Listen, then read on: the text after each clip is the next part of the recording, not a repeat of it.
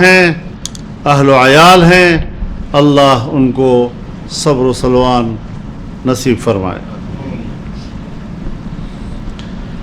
Grand قبائلی جرگہ، police line Peshawar, تحصیل باڑہ، خیبر کی علی مسجد اور مختلف اضلاع میں ہونے والے دہشت گردی کے واقعات پر بھی تشویش کا اظہار کرتے ہوئے ان واقعات میں ملوث افراد کے خلاف عملی اقدامات کا مطالبہ کرتا ہے، امن و امان کی بحالی کے لیے مؤثر اقدامات کا مطالبہ کرتا ہے اور امن و امان کی بحالی کے لیے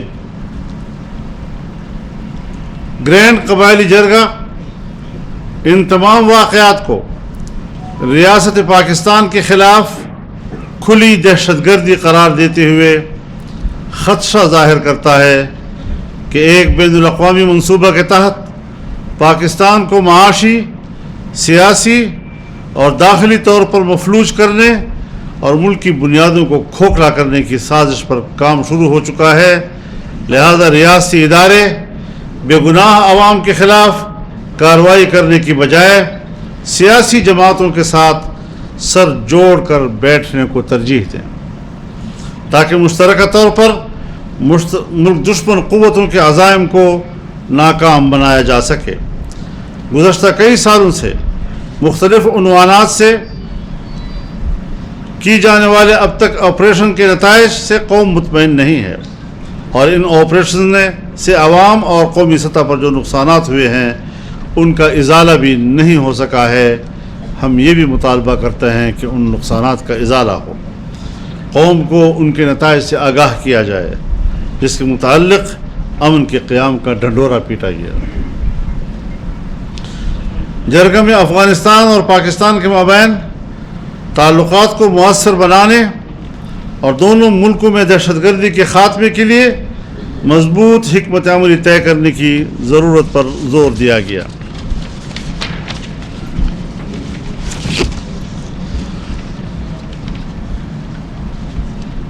جرگہ قبائلی اضلاع میں امن و امان کی بحالی کے ساتھ ساتھ قبائلی عوام کو بنیادی سہولیات کی فراہمی کے لیے کیے گئے وعدوں کو عملی شکل دینے کا بھی مطالبہ کرتا ہے، اور جرگہ نے اس بات پر زور دیا کہ انضمام کے موقع پر قبائلی عوام سے صحت، تعلیم، روزگار اور تعمیر و ترقی کے حوالے سے جو وعدے کیے گئے اور سالانہ فنڈ جاری کرنے کا اعلانات کو عملی جامہ پہنایا جائے اور قبائلی عوام کے احساس محرومی کو ختم کیا جائے۔ جرگہ میں 9 مئی کے واقعے کو ریاست پاکستان کے خلاف ایک گھناؤنی سازش، منظم منصوبہ بندی اور بیرونی سازش کا حصہ قرار دیتے ہوئے مطالبہ کرتا ہے کہ آئین پاکستان اور قانون کے تحت اس میں ملوث افراد کے خلاف سخت کارروائی کی جائے۔ جرگہ میں ملک کی معاشی صورتحال کی بہتری کے لیے چین، سعودی عرب، امارات اور دیگر ممالک کی طرف سے پاکستان میں سرمایہ کاری کے اعلانات کو خوشائند قرار دیتے ہوئے امید ظاہر کرتا ہے کہ پاکستان ایک بار پھر معاشی طور پر استحکام کی طرف بڑھتے ہوئے عوام کو ریلیف دینے کی پوزیشن میں آ جائے گا۔ جرگہ ملک کے مختلف حصوں میں جاری دہشت گردی کی لہر، پولیس، ریاستی اداروں اور سیاسی جماعتوں کے کارکنوں پر مسلسل حملوں کے پیش نظر ملک کی تمام سیاسی و مذہبی جماعتوں اور مختلف طبقات زندگی کے اتحاد و اتفاق اور مشترکہ لائحہ عمل کی ضرورت پر زور دیتا ہے اور اس کے لیے آل پارٹیز کانفرنس کے انعقاد کی تجویز پیش کرتا ہے۔ جرگہ باجا ثانیہ ہے کہ شہداء اور زخمیوں کے لیے حکومت اور جمعیت علماء اسلام کی طرف سے مالی اعانت کے اعلان کو خوشائند اور بروقت اقدام قرار دیتا ہے۔ حکومت کی طرف سے ہر شہید کے لیے 20 لاکھ روپے کا اعلان کیا گیا اور جمعیت علماء اسلام نے 5 لاکھ روپے کا اعلان کیا۔ زخمی کے لیے حکومت نے 7 لاکھ کا اعلان کیا اور جمعیت علماء اسلام نے 3 لاکھ کا اعلان کیا ہے، اور وہ مدد پہنچا بھی دی گئی ہے، انشاءاللہ العزیز بہت جلد گھروں تک پہنچ جائے گی۔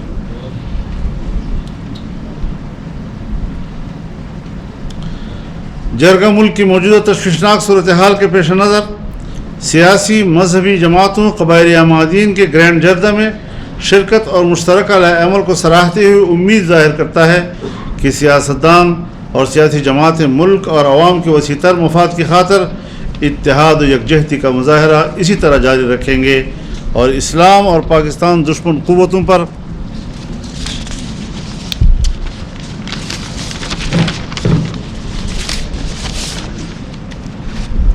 واضح کریں گے کہ پاکستانی قوم ملک کی وحدت اور سلامتی اور تحفظ کے لیے متحد ہیں اور ملک و ملت کے خلاف بیرونی اور اندرونی سازشوں کو مشترکہ طور پر ناکام بنانے کے لیے پرعزم ہیں۔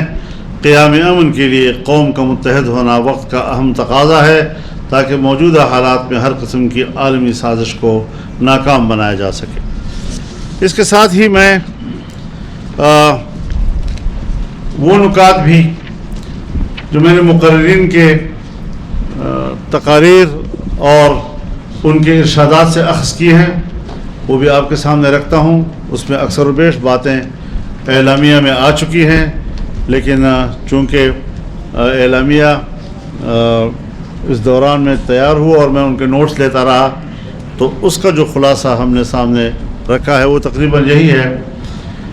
تجویز یہ آئی کہ ایک باقاعدہ کمیٹی تشکیل دی جائے جو صوبے اور مرکز کی سطح پر ریاستی اداروں سے رابطہ کر کے انہیں اس ذمہ داری کا احساس دلائیں کہ ایسے واقعات کے پیچھے کیا حقائق ہیں، اپنی معلومات ہمارے ساتھ شیئر کریں۔ اس بات کا انتظام کیا جائے کہ افغانستان اور پاکستان کے درمیان دہشت گردی کے روک تھام، ایک دوسرے ملک پہ مداخلت اور ایک جگہ سے دوسری جگہ دہشت گردی کے واقعات کی روک تھام کے لیے مشترکہ حکمت عملی بنائی جائے۔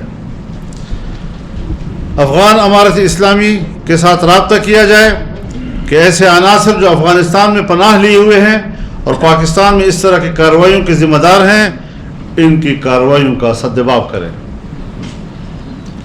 پاکستان کی معیشت کی تباہی ایک بین الاقوامی ایجنڈا ہے۔ ڈالروں کے بدلے پاکستان کے امن کو سبوتاژ کیا جا رہا ہے۔ سپیک اور بیرونی سرمایہ کاری کا راستہ روکنا ایک بین الاقوامی ایجنڈا ہے جس کو ہم مشترکہ طور پر اور مشترکہ جدوجہد سے انشاءاللہ اس کو روکیں گے۔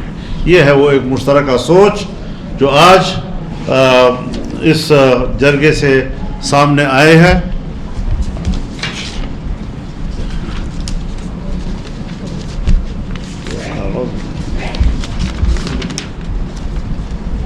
جی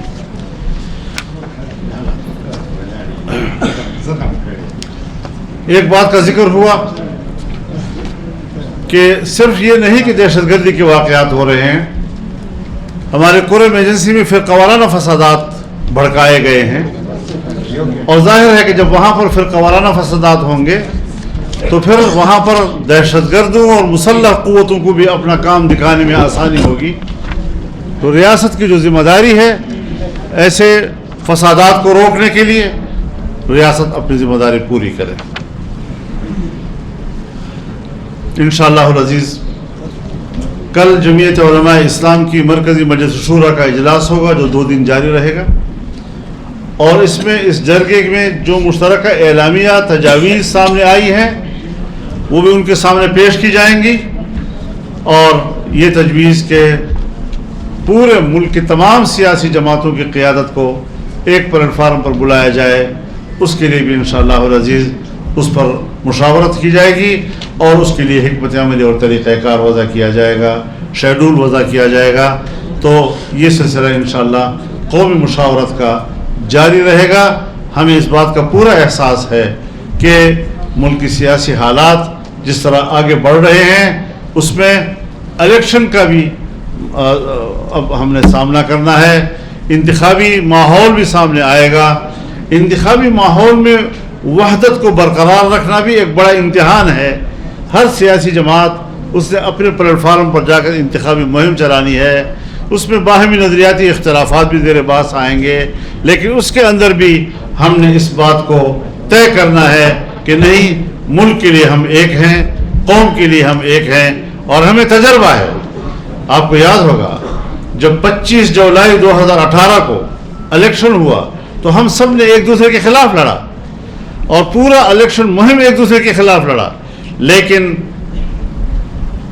27 یا 28 تاریخ کو ہم نے دعوت دی اور 2-3 دن کے اندر تمام سیاسی پارٹیاں ایک پلیٹ فارم پر اکٹھی ہوئی. 2 دن پہلے کا جو ماحول تھا اسے پیچھے رکھائے اور ایک نئے مستقبل کے لیے سب نے ایک پلیٹ فارم پر اکٹھا کیا. تو پاکستان کی سیاستدانوں میں یہ صلاحیت موجود ہے کہ وہ مشترکات کو سمجھتے ہیں, ملکی مفاد کو سمجھتے ہیں اور پاکستان کے آئین اور قانون کے تقاضوں کو سمجھتے ہیں. انشاءاللہ اس پر ہمارا کام جاری رہے گا.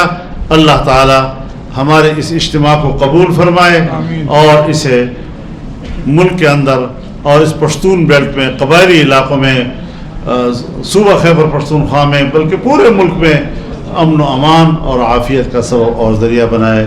میں آپ کا بےحد مشکور ہوں, صحافی حضرات کا بھی مشکور ہوں اور آپ کا شکریہ ادا کرتا ہوں. آپ تشریف لائے. وآخر دعوانا الحمدللہ رب العالمین. چند سوالات جی. یہ بتائیں کہ ہم نے دیکھا کہ مختلف سیاسی جماعتوں نے امن کے خاطر احتجاج کیے, جلسے جلوس کیے, لیکن اس کا نتیجہ کچھ نہیں نکلا. وہی بدامنی ہے, وہی ہمارے بچے بھائی جو ہے شہید ہو رہے.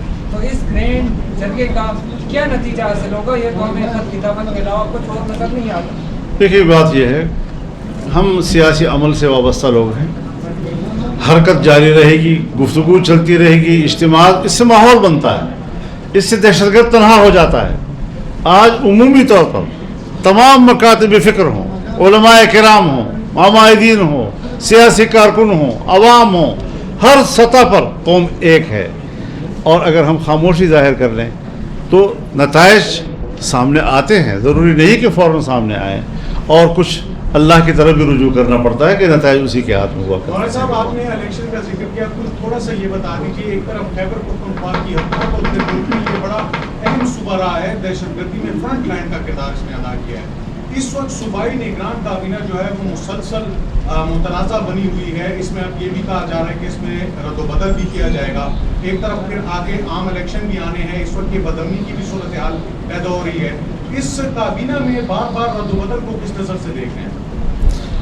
میرے خیال میں تو کوئی رد و بدل مجھے اطلاع نہیں ہے. ایسے تو کوئی مسئلہ کیا.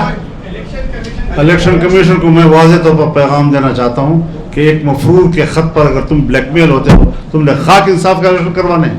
مولانا صاحب یہ بتائیں کہ جو صوبائی حکومت نے آپ باجوڑ دھماکے کی بات کوئی SOP جاری کی ہیں سیاسی جلسوں کے حوالے سے, تو آپ کیا سمجھتے ہیں جو صورتحال بن رہی ہے مستقبل میں الیکشن ہو سکیں گے؟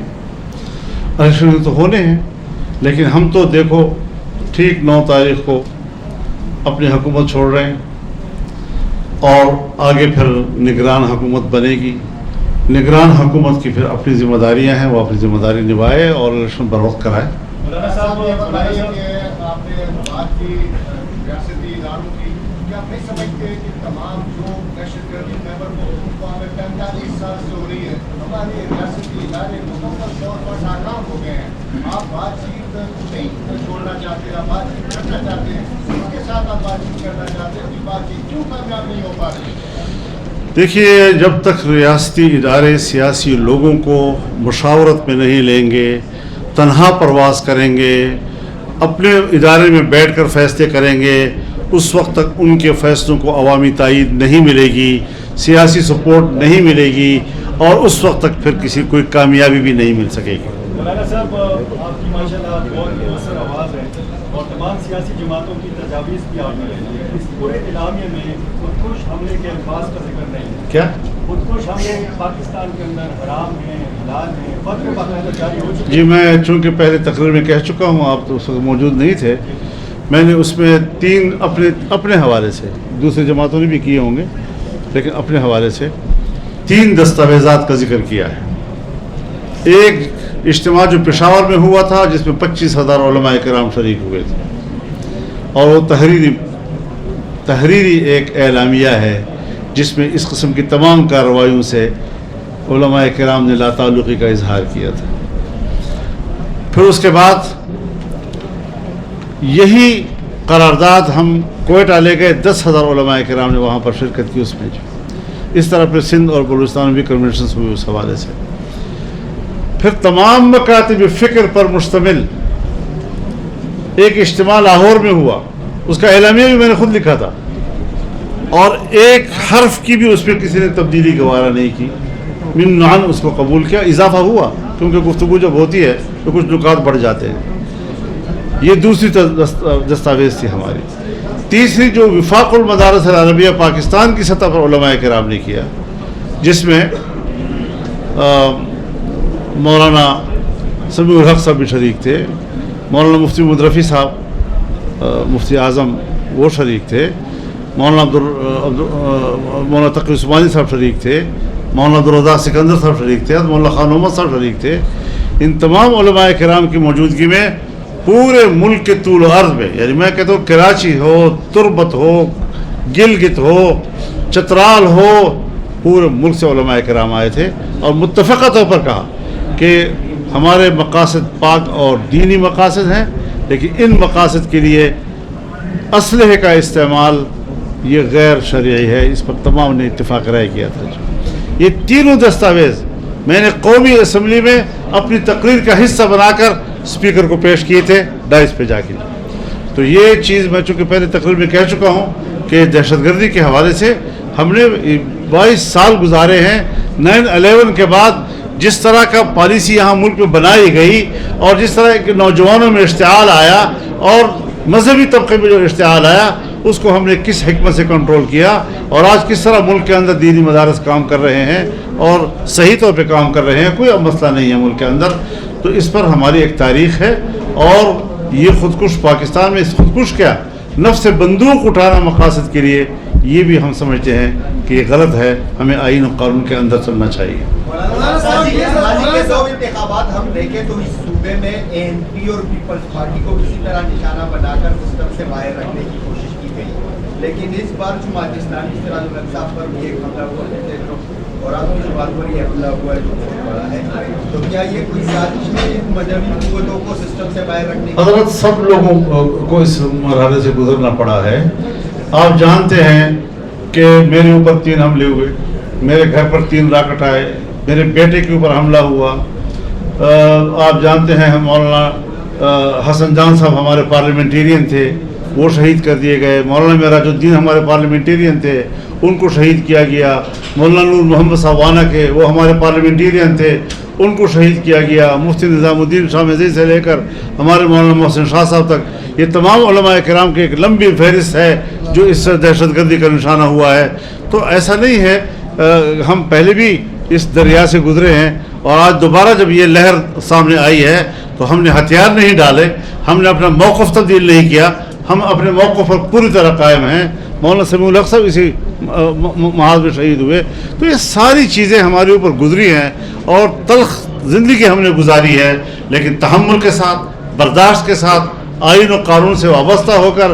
اور اب بھی میں تمام کارکنوں کو پورے ملک میں یہی کہوں گا کہ صبر اور تحمل اور برداشت کا دامن نہ چھوڑیں. مولانا صاحب یہ آپ نے اعلان میں بات کی اور ابھی جو حکومت ہے وہ بھی بات کر رہی ہے کہ افغانستان سائڈ میں اس عناصر ہے جو افغان میں طالبان حکومت نے بنا دی گئی ہے.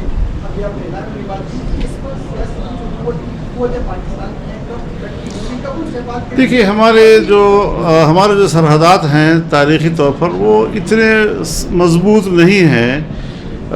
شریک قومیں ہیں، آدھی برادری ادھر ہے، آدھی برادری ادھر ہے، مسجد ادھر ہے، محراب ادھر ہے. اس حد تک ہم تو اس قسم کی صورتحال میں آپ یہ نہیں کہہ سکتے کہ کوئی وہاں کا آدمی ادھر نہیں ہوگا یا ادھر کا آدمی وہاں نہیں ہوگا. تو اس حوالے سے ہمیں ایک مشترکہ اقدامات کے لیے حکمت عملی بنانی ہوگی اور ہمیں اپنے تعلقات مضبوط رکھنے ہوں گے، کیونکہ افغانستان کا استحکام یہ پاکستان کی ضرورت ہے اور پاکستان کا استحکام یہ افغانستان کی ضرورت ہے.